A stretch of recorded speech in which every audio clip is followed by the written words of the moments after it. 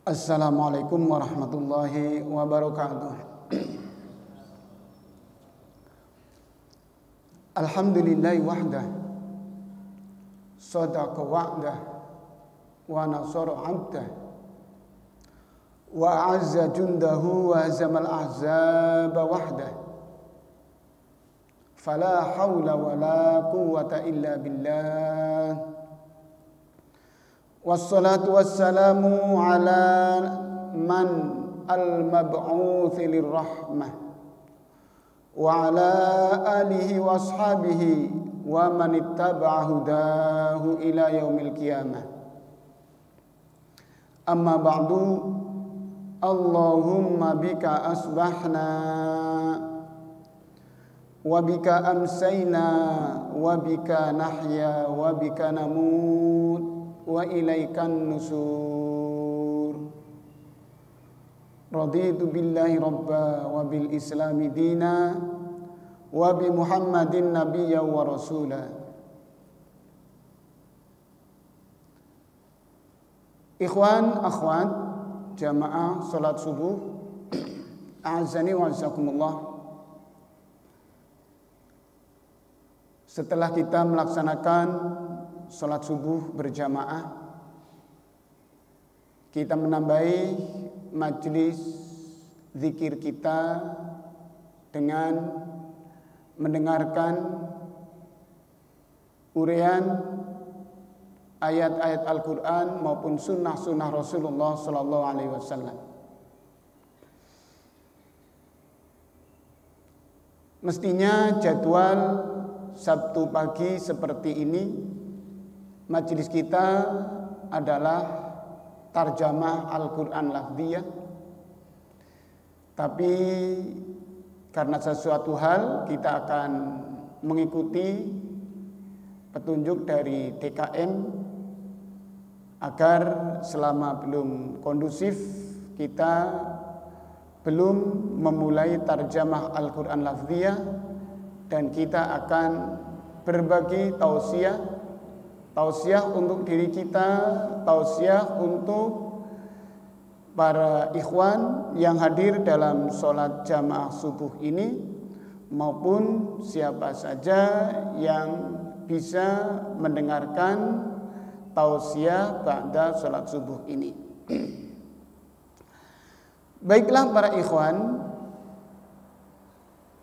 saya tertarik pagi hari ini untuk mengajak para ikhwan merenungi kembali betapa pentingnya setiap seorang muslim berusaha untuk bisa mengetahui makna atau arti tarjamah Al-Quran meskipun baru secara lafziyah.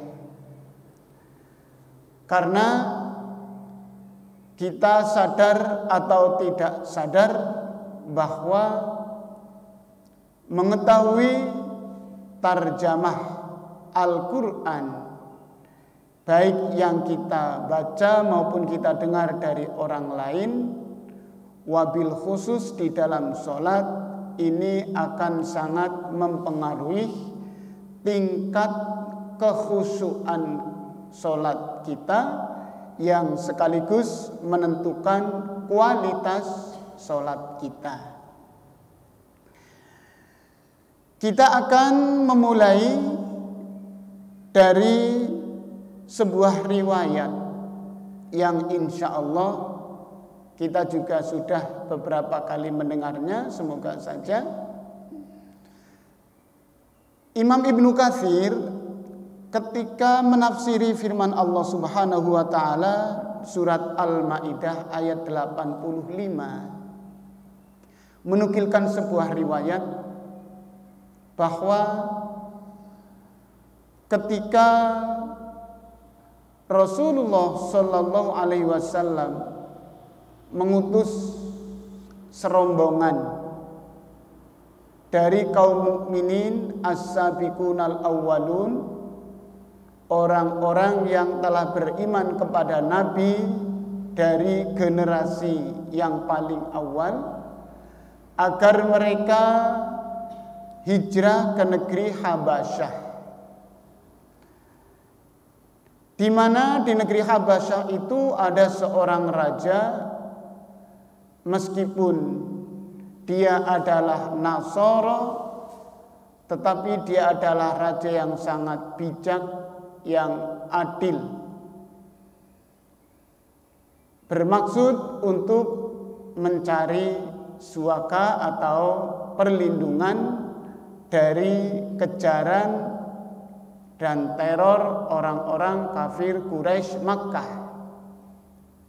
Rombongan ini dipimpin oleh Ja'far bin Abdul Muthalib.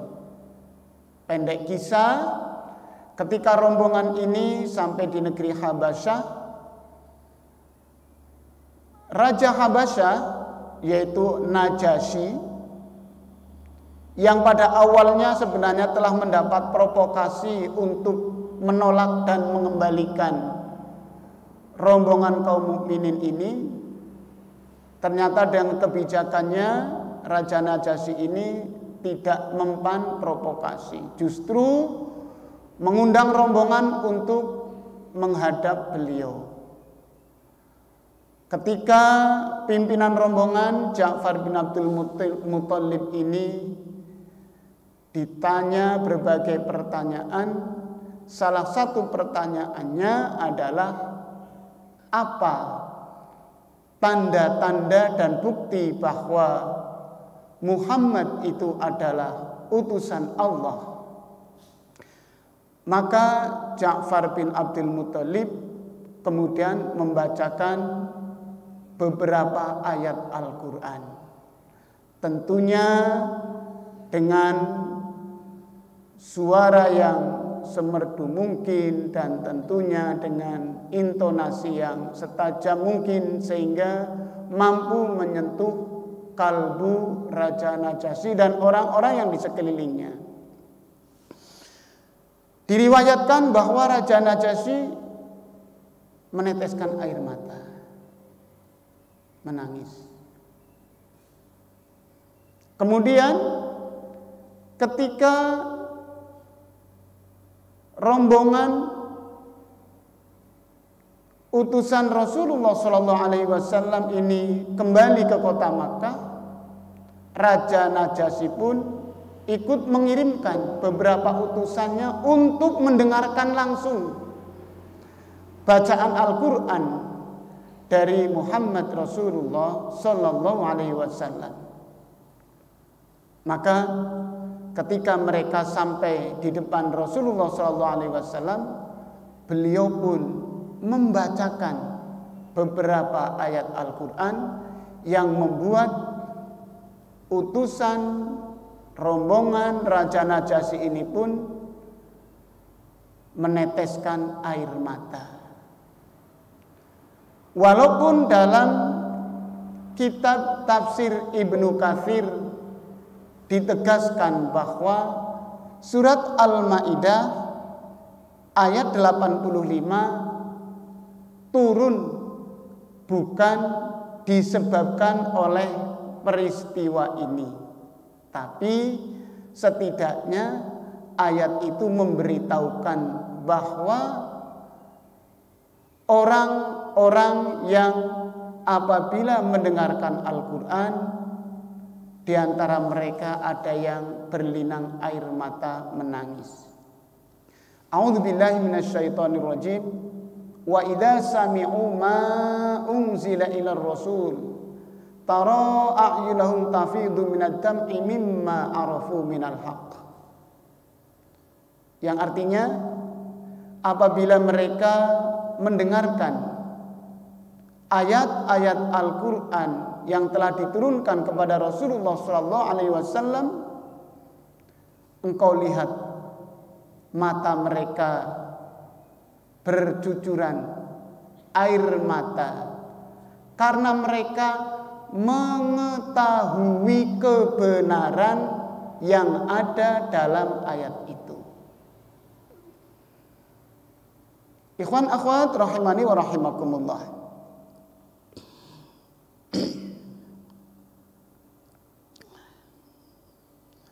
Demikian juga kita dapat mensimak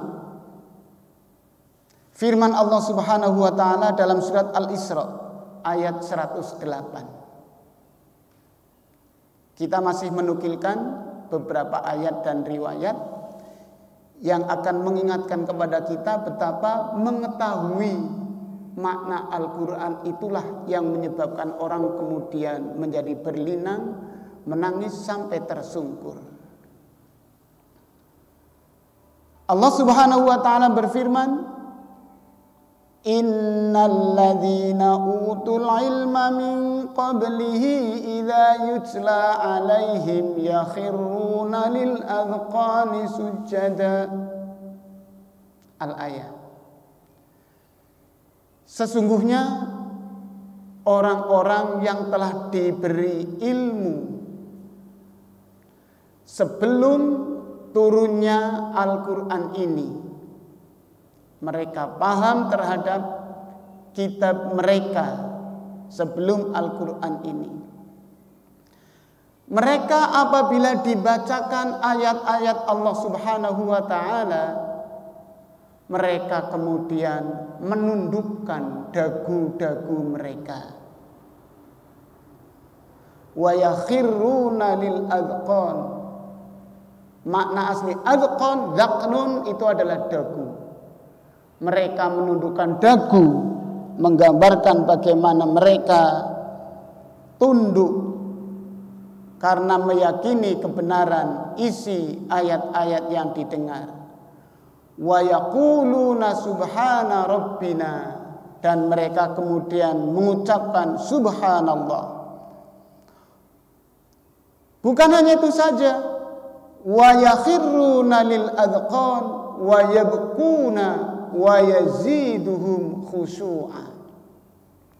Ketika mereka menundukkan kepala-kepala mereka, yabkuna, mereka menangis.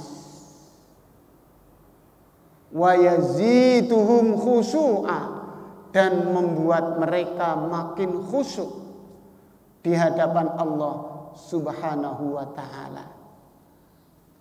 Ada keserupaan ayat surat Al-Maidah 85 dengan surat Al-Isra ayat 108. Keserupaan dalam hal apa? Bahwa ternyata yang menyebabkan seseorang mau menundukkan kepala lalu berlinang air mata, menangis sampai kemudian tersungkur sujud, itu karena mereka mengetahui arti kandungan ayat yang terdengar oleh telinga-telinga mereka. Ikhwan akhwat, para pendengar tausiah subuh rahimani wa rahimakumullah, kita simak ayat lain berikutnya.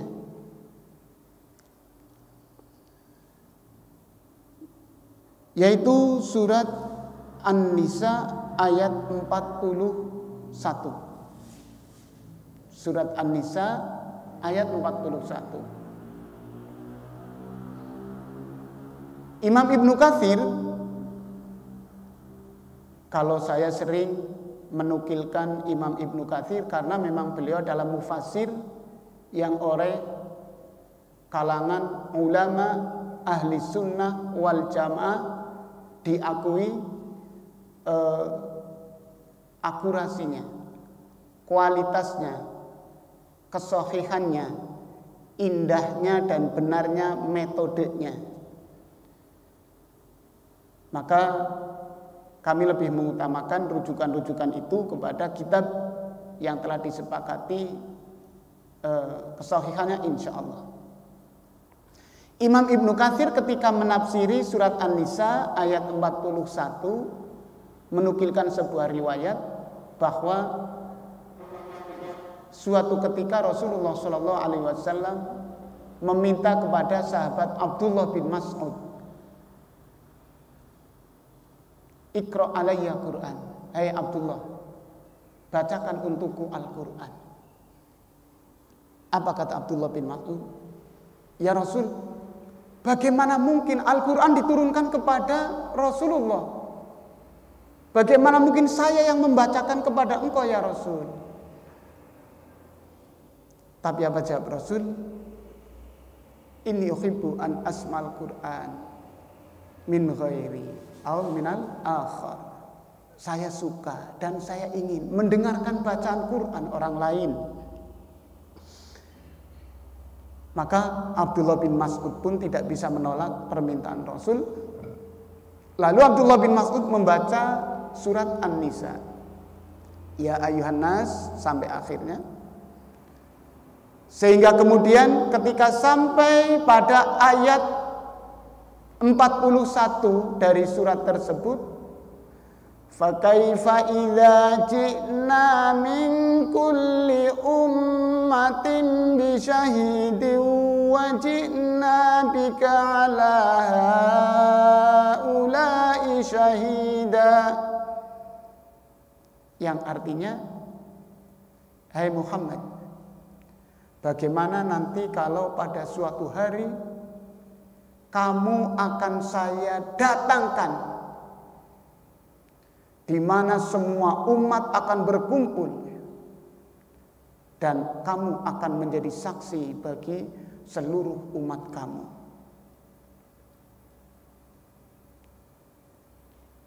Maka kata Abdullah bin Mas'ud, ketika sampai ayat tersebut, cukup.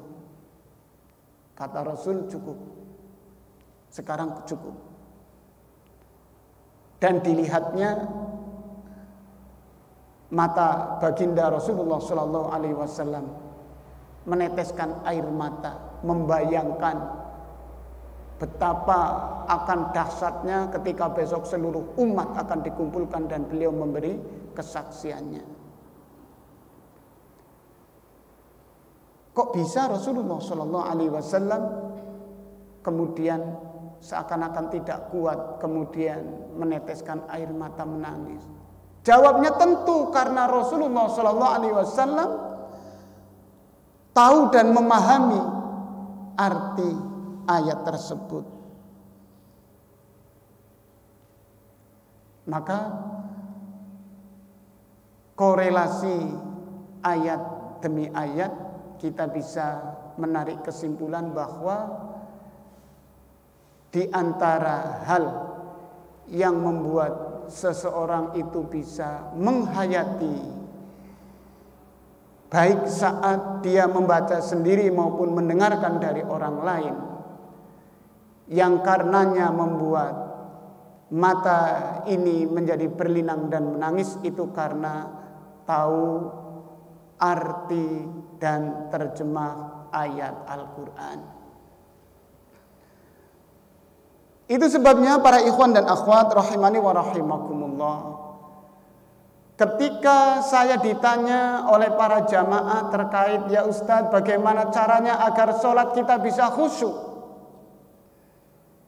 Karena Allah Subhanahu wa ta'ala berfirman, qad aflahal mu'minun alladzina hum fi sholatihim khashi'un. Surat Al-Mu'minun. Pernah dengar para ikhwan surat Al-Mu'minun? Pernah mendengar surat Al-Mu'minun para ikhwan? Kapan? Berarti sholatnya tidak ngantuk. Tadi imam sengaja menyiapkan membaca surat Al-Mu'minun karena memang tausiahnya akan ada kaitannya dengan surat Al-Mu'minun. Kalau saya ditanya bagaimana cara agar sholat kita bisa khusyuk, mengingat kekhusyuan dalam sholat itu adalah pertanda keuntungan seorang mukmin, pertanda bahwa kita ini menjadi orang yang beruntung. Maka di antara sekian syarat cara untuk sampai kepada khusyuk, maka mengetahui arti tarjamah ayat-ayat Al-Quran maupun doa-doa yang kita baca dalam sholat ini menjadi kebutuhan yang tidak bisa ditawar. Tidak bisa tidak. Bukankah tadi dalam ujung surat Al-Isra ayat 108, yakhiruna lil adqan yabkuna wa yaziduhum khusyu'a.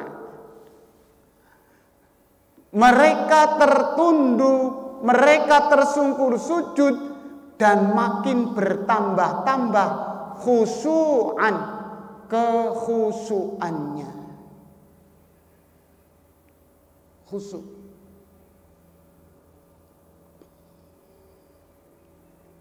Dan Allah Subhanahu wa taala juga menyebutkan dalam surat Al-Ahzab ayat 35 bahwa di antara orang-orang yang mereka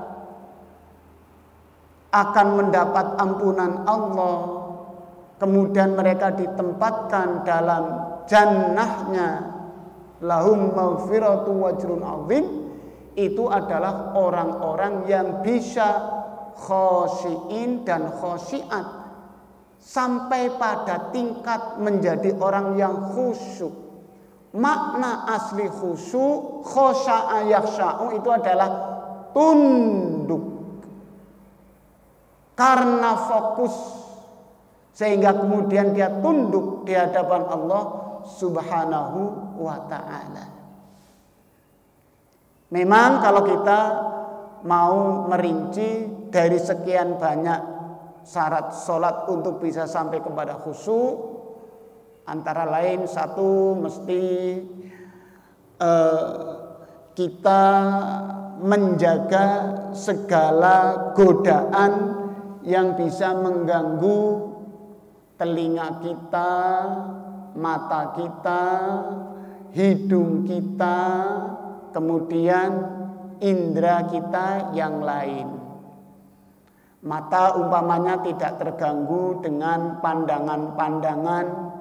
Itu sebabnya Rasulullah SAW memerintahkan Aisyah untuk mencopot kordennya, yang di situ ada gambar-gambar yang ketika Nabi sholat di depannya mengganggu pandangan, sehingga Rasul bersabda, amiti anni kiramaki hada ya Aisyah, hai Aisyah, singkirkan korden ini karena gambarnya senantiasa menggangguku pandangan. Maka sholat biar pandangannya tidak terganggu memang ya netral seperti ini, tidak mengganggu. Jangan sajadah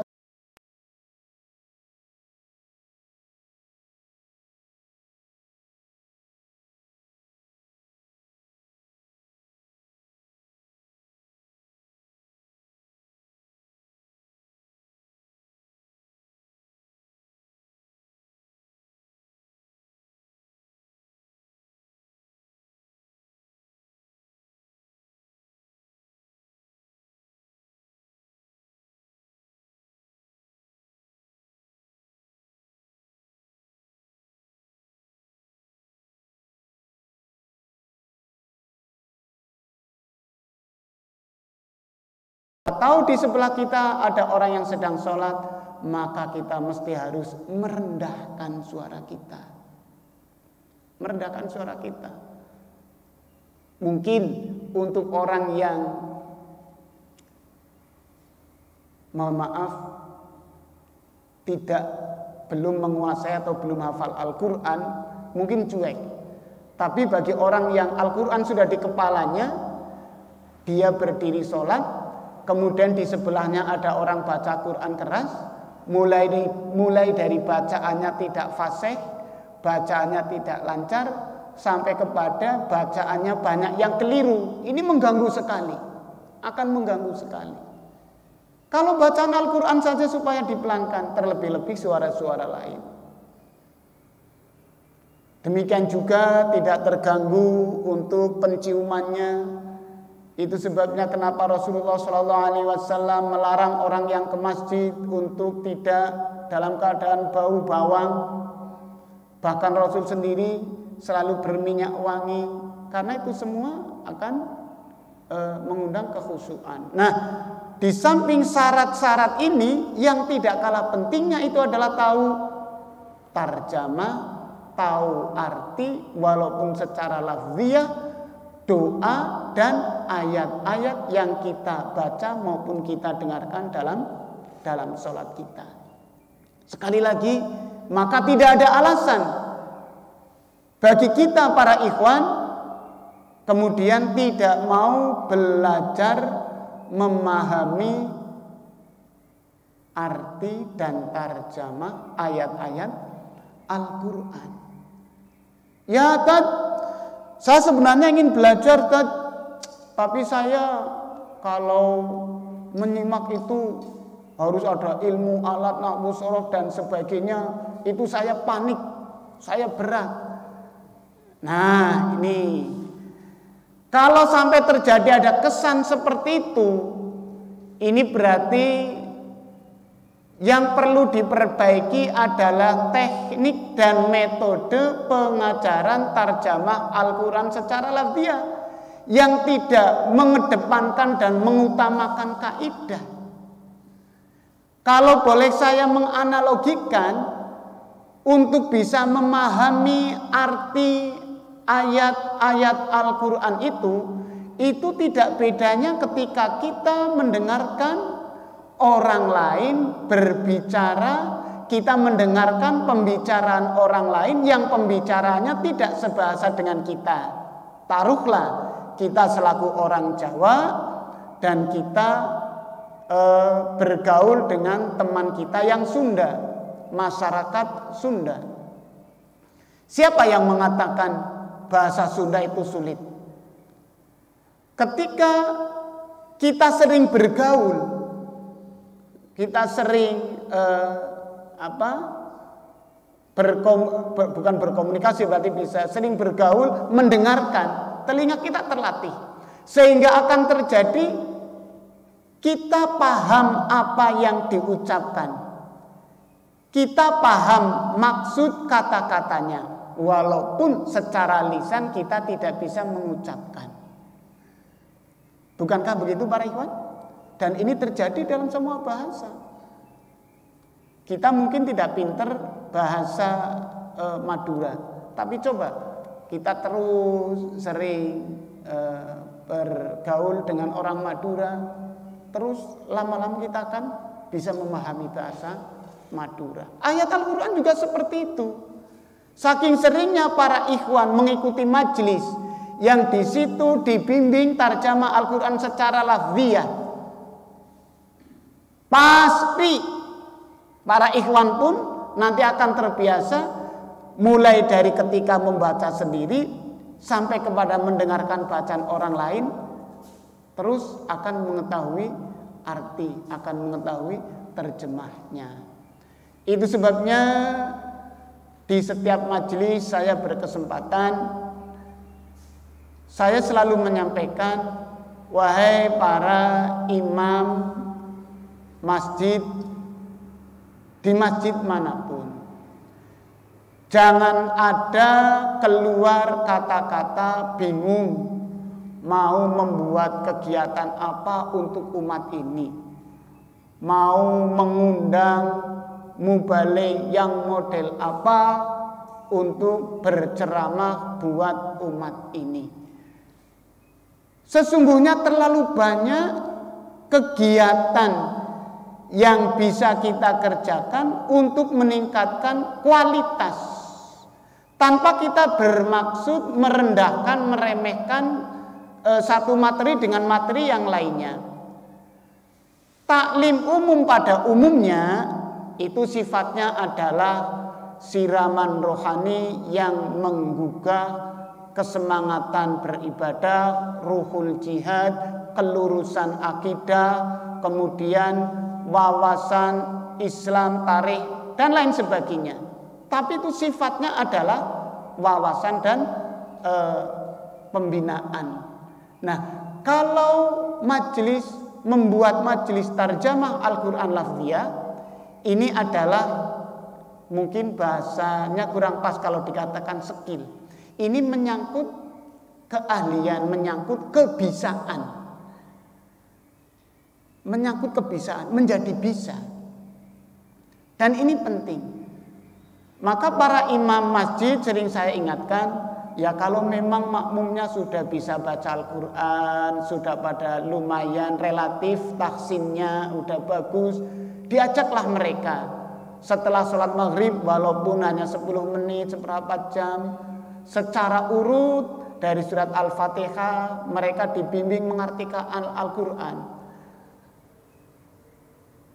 Alhamdulillahi Rabbil Alamin. Alhamdulillah segala puji lillahi bagi Allah Rabbil Alamin, Tuhan semesta alam. Di mana-mana ketemu alhamdulillah artinya sama segala puji. Di mana-mana ketemu Rabbul Alamin artinya sama Tuhan semesta alam. Dan bukankah lafaz Al-Quran itu banyak berulang-ulang? Kalimat Ghafurur Rahim berapa kali berulang dalam Al-Quran? Jangan sampai kalimat ini sering kita dengar, kita tidak tahu artinya.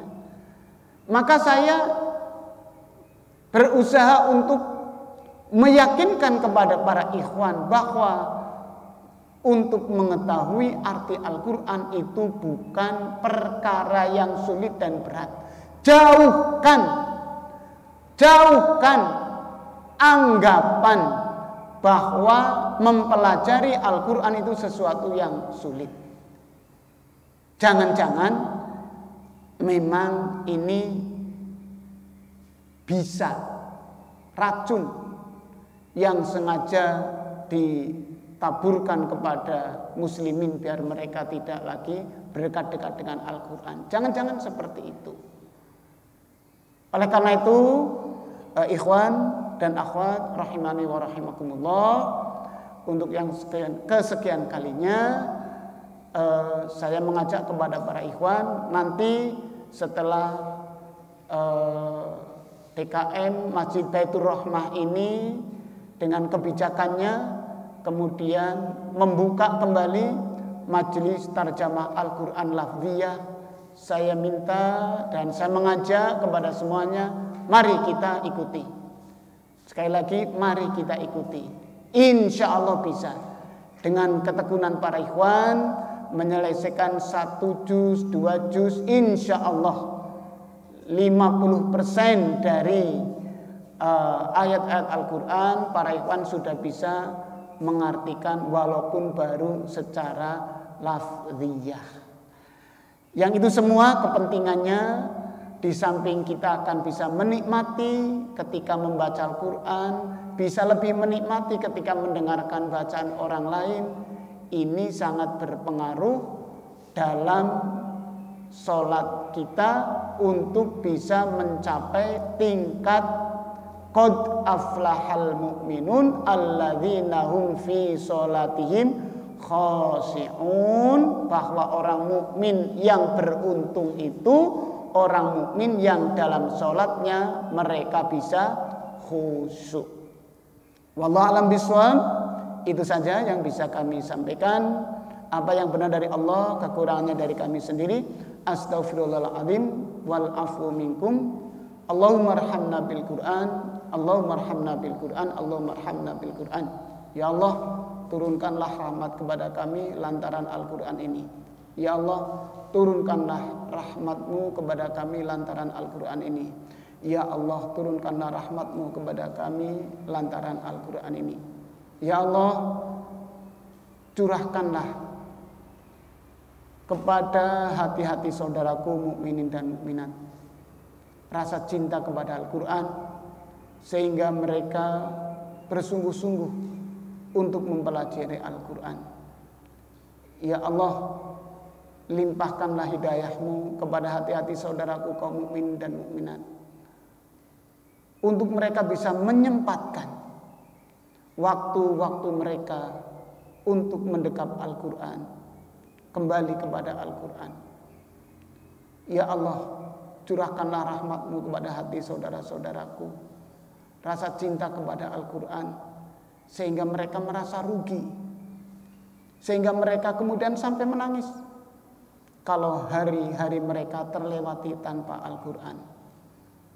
Ya Allah, kami iman dengan yang Engkau janjikan bahwa Al-Quran ini adalah cahaya dan petunjuk yang akan menyelamatkan kami. Jika Engkau tidak mencurahkan rahmat-Mu kepada kami, ya Allah, tentu kami akan menjadi orang-orang yang membelakangi Al-Quran. Ya Allah, jangan Engkau jadikan kami seperti orang-orang yang dikeluhkan oleh Nabi-Mu, di mana Rasulullah SAW mengeluh kalau umatnya itu banyak membelakangi Al-Quran. Ya Allah, kami beriman kepada janji-Mu, kami tidak akan membelakangi Al-Quran. Kami akan belajar Al-Quran, membacanya, mengartikannya, mentadaburinya, kemudian mengamalkannya. Birahmatika ya arhamar rahimin. Rabbana atina fid dunya hasanah fil akhirati hasanah wa qina adzabannar. Subhana rabbil izzati amma yasifun wa salamun alal mursalin walhamdulillahi rabbil alamin. Subhanakallahumma bihamdika asyhadu an la ilaha illa anta astaghfiruka wa atubu ilaik. Wassalamualaikum warahmatullahi wabarakatuh.